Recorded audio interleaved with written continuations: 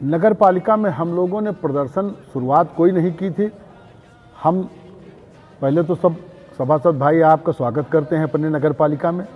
साथ ही साथ हम सारे लोग किसी चर्चा को लेकर के ईओ साहब अशासी अधिकारी नगर पालिका के पास पहुंचे।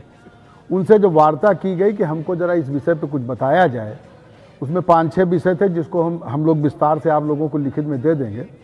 उसमें ईओ साहब का उत्तर ये रहा कि आप लोगों को कोई अधिकार नहीं है।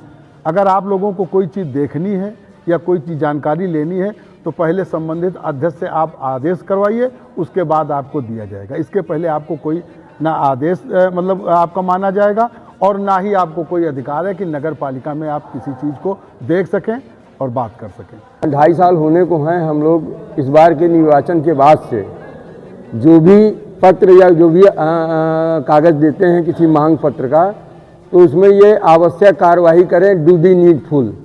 अब वो आवश्यक कार्यवाही करने का लेटर यहाँ घूमता रहता है, काम होने का कोई प्रश्न नहीं उठता। जब हम लोग आज इन सब बातों को लेके गए तो ईओ साहब का कहना था कि आप लोगों का कोई अधिकार नहीं है किसी भी कागज़ को देखने का, निरीक्षण करने का, न ही नगर पालिका में कोई ऐसा विषय रखने का जो बोर्ड से अलग हो। तो हम लोगों ने कहा बोर्ड बैठक बुला लो, तो बोर्ड बैठक बुलाने से भी इनकार किया, कहा यह अध्यक्ष की अनुमति से बुलाया जाता है। तो फिर सभासदों का जब कोई रोल ही नहीं है, जब हमारे कोई अधिकार नहीं है, इसलिए हम लोगों ने इस्तीफा दे दिया।